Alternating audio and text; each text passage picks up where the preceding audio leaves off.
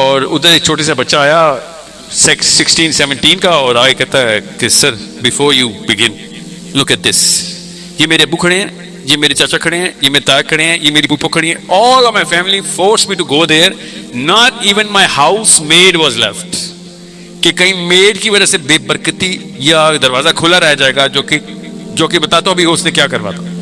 और आप वो यूट्यूब करें, पाकिस्तानीज इन मैनचेस्टर, यूट्यूब ना करें तो गूगल करके तस्वीर निकाल लें उसकी, सारे पाकिस्तानी बुजुर्गान ऐसे करके स्पीकर के सामने ऐसे खड़े हैं, और स्पीकर पे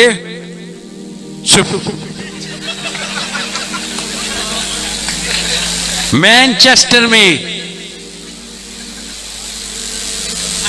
मियां वाली में नहीं, मैनचेस्टर। गौर से तस्वीर को देखना, मैं आपको अभी एज अ साइकोलॉजिस्ट ऑब्जर्वेशन दे रहा हूं।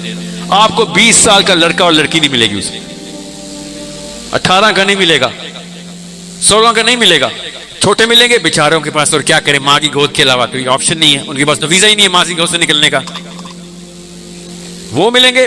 और हमारे बुजुर्गान हजारों की तादाद में क्या कर रहे हैं, स्पीकर से आवाज आएगी शुफ की, और उस वेव से क्या होगा, अंदर एक बहुत ही बड़ा जिन है जिसकी टांगे मेरे तक आती है खाली, वो भागेगा उस शुफ से, और मेरी पुप्पो जो असली डायन है उसकी आवाज, उसका नाम लेके मेरा ताया, मेरी ताई, मेरा चाचा, मेरी अम्मा के खिलाफ जो तलाक की साजिशें करते आए हैं वो सारी की सारी खत्म हो जाएंगी। ये है पाकिस्तान। इकबाल से एक नस्ल बाद, वन जनरेशन आफ्टर डॉक्टर अल्लामा मोहम्मद इकबाल।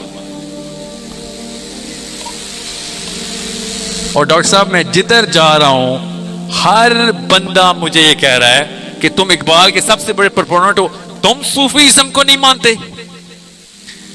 सूफीज्म, ये सूफीज्म, ये इकबाल का सूफीज्म है। आज मैं इधर आऊं और आपको ये वाले बॉक्स से बाहर ना निकालूं तो चाहे आप बाकी के सारा कुछ समय भी जाएं, बीमार ही जाएंगे वापस, क्योंकि ये एक सुपरस्टिशन का बॉक्स है। मेरी स्लाइड खोलें, मैं आपको दिखाता हूं। जिस बीमारी की मैंने पहले सेशन में बात की थी, गुलामी ऐसी गंदी बीमारी है। गुलामी को सिर्फ और सिर्फ एक तरीके से, वो जो बेड़ियां हैं, हथकड़ियां हैं, तौक हैं, वो तौक क्यों नहीं उतारता गुलाम? ऐसा क्या होता है उसको? एक बंदे को तौक बना के चले जाते हैं, वो तौक खुद नहीं उतार रहा। वो क्यों नहीं उतारता? वो लोहे का तौक थोड़ी है, क्योंकि उस तौक के गिर्द तवाहमात का, सुपरस्टिशन का एक हाला चिपका देते हैं। अभी तक मैं आपकी नस्ल से बात कर रहा हूं, यूथ से, इस हद तक बीमारी फैल चुकी है कि मैं अभी तक किसी मेन स्ट्रीम लाहौर से कराची तक के स्कूल और कॉलेज में नहीं गया जहां पे मुझे पाकिस्तानी मुसलमान मर्द अपनी वैल्यू सिस्टम को, अपने सही और गलत की मोरालिटी को सुपरस्टिशन के ऊपर नरहटल करके बैठा हुआ हो। सुपरस्टिशन दिखाऊं आपको क्या होती है? आप YouTube पर जाएं और किसी मेन स्ट्रीम क्रिकेटर की वीडियो देखें, सचिन तेंदुलकर की देखें, सबसे ज्यादा मशहूर मैं आपको बताता हूं, आप मिस नहीं कर सकते, सनत जयसूर्या की वीडियो देखें। सनत जयसूर्या बैटिंग करने के लिए खड़ा होता है तो क्या करता है, किसी को पता है? आपकी उम्र नहीं है, सनत जयसूर्या को नहीं पता, वीडियो पे देखना। वो 16 काम करता है हर बॉल से पहले, 16 दफा उसका बाजू हिलेगा, पैर ठीक करेगा सारे, फिर एक पैर को 2-2 दफा मारेगा, फिर 3 दफा बैट को ऐसे करेगा। उसने वो 16 का मंत्र नक्श में लिखवाया हुआ एक पीर से। मुसलमान नहीं है, ना पीर ना जयसूर्या, नक्श लेकिन वही वाले बनते हैं उसके, और उसका नक्श उसने टीवी में दिखाया है सबको, इसलिए मुझे पता है, क्योंकि उससे लोगों ने पूछा कि तू क्या करता है यार, बॉलर वेट कर रहा था, जयसूर्या साहब ने वो 16 दफा टैप करना होता है। जान के मैंने आपको एक ऐसे मजहब के बंदे की एग्जाम्पल दी है जिसका से दूर दूर तक आपसे कोसों का ताल्लुक नहीं है, ना वो यहूदी है, ना क्रिश्चियन है, ना अल्लाह को मानने वाला है।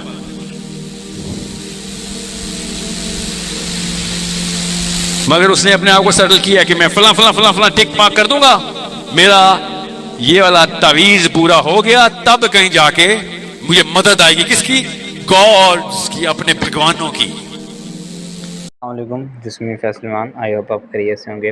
पाकिस्तान के एक जो माइंड साइकोलॉजी बन चुकी है, इसमें पीरी मुरीदी और सूफ़ीज़्म को और तसव्वुफ़ को इतना ज़्यादा डिग्रेड कर दिया गया है कि आप देख लें कि जो भी एक लो लेवल पे आईक्यू और लो लेवल पे चीज़ें चल रही होती हैं, वो हमें या तो पीरी मुरीदी से आ रही होती हैं, या हमें अपने जो एक वीकेंड से के जो क्वाइक्स होते हैं पाकिस्तान के अंदर, उनके हमें देखने को मिलती है कि हम अपने बेटे, अपनी औलादें, अपने जो भी हमारे घर के अंदर नाचाकी चारी होती है, उसको ख़त्म करने के लिए हम पीरों मुरीदों के पास जा रहे हैं। तो जो भी हमारे प्रीवियस मिलेनियल्स थे, प्रीवियस जनरेशन की, इन्होंने तो इस चीज़ को इतना ज़्यादा एक बढ़ावा दिया है कि हर बंदे के ऊपर जादू होता है, हर घर के अंदर कोई ना कोई जादू जिन्नात आए हुए होते हैं। अगर आपके ऊपर आप पीक ऑफ द लेवल पे जा रहे हो और आपका सडनली जो बिज़नेस है वो कम हो जाता है, तो आप ये कहते हैं कि हमारे ऊपर किसी पुप्पो ने जादू कर दिया, या फिर इस तरह की मिसकंसेप्शंस क्रिएट कर दी गई हैं, जिससे आने वाली जनरेशन को हमने इतना बड़ा गुमराही का दरवाज़ा खोल के रख दिया हुआ है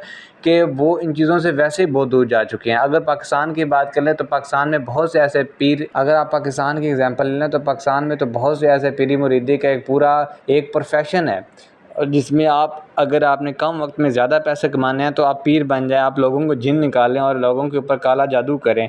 और ये इस तरह की एक फील्ड है कि इसमें लोग बहुत ज़्यादा इजीली ट्रैप में आ जाते हैं। ना सिर्फ अनएजुकेटेड बंदे, बल्कि जो बहुत ज़्यादा हाईली क्वालिफाइड होती हैं, आप उनको भी अपने ट्रैप में लेके आ सकते हैं, और वही आपके लिए एक बहुत बड़ा गोल्डन क्लाइंट होते हैं इनके। अगर आप किसी अमीर लोगों को ये कह देते हैं कि आपके जादू हो चुका है, या आप शूफ अली सरकार के पास चले जाएं, या आप फलाने मज़ार पे जाके कोई मन्नत मांग ले, तो आपका बिज़नेस बहुत ज़्यादा ग्रो करेगा, या आप इन चीज़ों से बच जाएं, तो वो इस चीज़ में बहुत ईज़िली ट्रैप में आ जाते हैं। और सेम गोज़ फॉर अदर, कि जब आप अपना ताल्लुक़ अल्लाह से नहीं रखते हो, तो फिर आपके लिए ऐसी चीज़ों के ऊपर मैनिपुलेट होना और ऐसी चीज़ों के हाथ चढ़ना कोई बड़ी